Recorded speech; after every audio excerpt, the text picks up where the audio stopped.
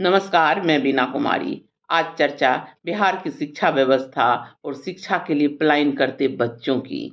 प्रभात खबर ने 1 नवंबर 2023 को एक खबर प्रकाशित की थी, जिसमें यह बताया गया था कि बिहार के 38 सरकारी इंजीनियरिंग कॉलेज में दूसरे चरण के काउंसलिंग के बाद 54% सीटें खाली रह गई। कुल सीट 13,675 हैं, जिसमें से नामांकन मात्र 5,733 सीटों पर हो पाया।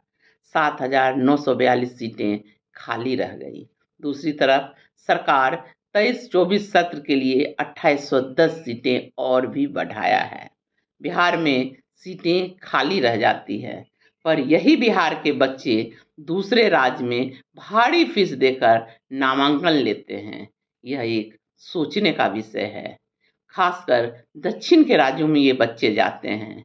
वहाँ हर महीने का खर्च इन्हें 15 से 20 हजार रुपया है, फीस के अलावा, जो उस राज्य की विकास में एक अहम मदद कारगर साबित होता है। अगर ये बच्चे अपने ही बिहार में रहते और बिहार में ही पढ़ते, तो शायद यह पैसा बिहार के विकास के लिए कारगर सिद्ध होता। पर ऐसा नहीं होता है। क्या हमने आपने कभी ये सोचा कि आखिर ऐसा होता क्यों है? एक विशेषज्ञ का कहना है कि राज्य की तकनीकी संस्थानों में गुणवत्तापूर्ण पढ़ाई और प्लेसमेंट नहीं होने के कारण बच्चे पलायन करते हैं। उनका कहना है कि शिक्षकों की भारी कमी है, 70% सीटें खाली है। दूसरी तरफ मेडिकल एजुकेशन का भी यही हाल है। वहाँ भी शिक्षकों की भारी कमी है, तो सीटें भी मेडिकल में कम हैं।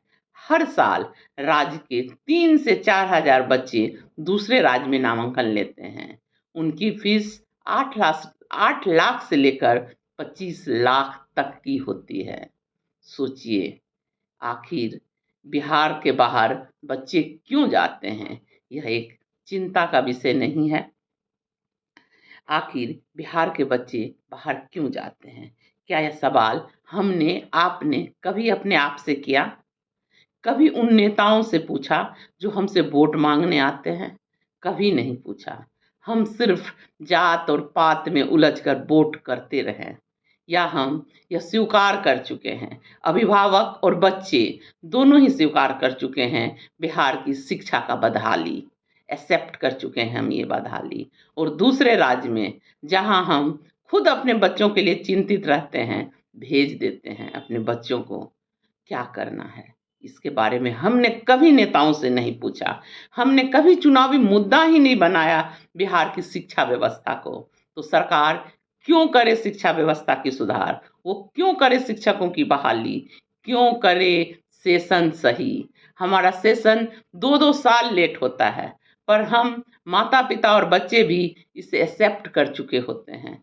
हम मानते ही नहीं हैं कि ये गलत है, बस सहते ही चले जाते हैं। कभी पटना विश्वविद्यालय के में एक साल में 50 से 60 बच्चे सिविल सेवा में चयनित होते थे।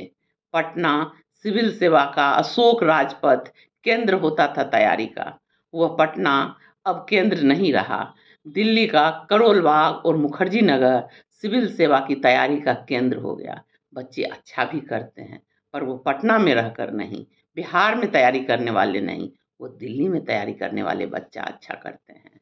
कभी बिहार के पटना विश्वविद्यालय से एक साल में 60-60, 70-70 बच्चे का चयन होता था।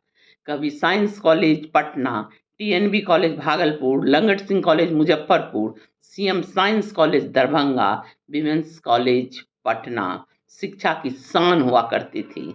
वहाँ नामांकन मिलना बड़े गर्व की बात होती थी। पर क्या आज हम और आप अपने बच्चों को वहाँ नामांकन दिलवाएंगे? नहीं दिलवाएंगे। आखिर क्यों? आखिर क्यों नहीं हम सत्ता से सवाल कर सकते हैं इस बारे में? उस नेता से सवाल पूछ सकते हैं जो हमसे वोट मांगने आते हैं। आखिर हम कब तक चुप होकर शिक्षा व्यवस्था की इस बदहाली को देखते रहें? कब तक हमारा शिक्षा व्यवस्था इस हाल में रहे और हमारे बच्चे बाहर जाते रहें? सबसे सबसे बुरी बात तो ये है कि कोटा हो या दिल्ली, दोनों जगह पढ़ने वाले और पढ़ाने वाले सबसे ज़्यादा बिहारी ही होते हैं। पर ये विडंबना देखिए कि बिहार में यह व्यवस्था नहीं हो पाता है। दूसरे राज्य अमीर पर अमीर बनते जा रहे हैं और हम बिहारी फीस दे देकर गरीब ही बनते जा रहे हैं। इस पलायन को हमें रोकना होगा। इस पलायन के लिए हमें आवाज उठाना होगा। चुनाव का मुद्दा बनाना ही पड़ेगा। नमस्कार। मेरा यह वीडियो अच्छा लगे तो इसे लाइक शेयर एंड सब्सक्राइब जरूर कीजिएगा।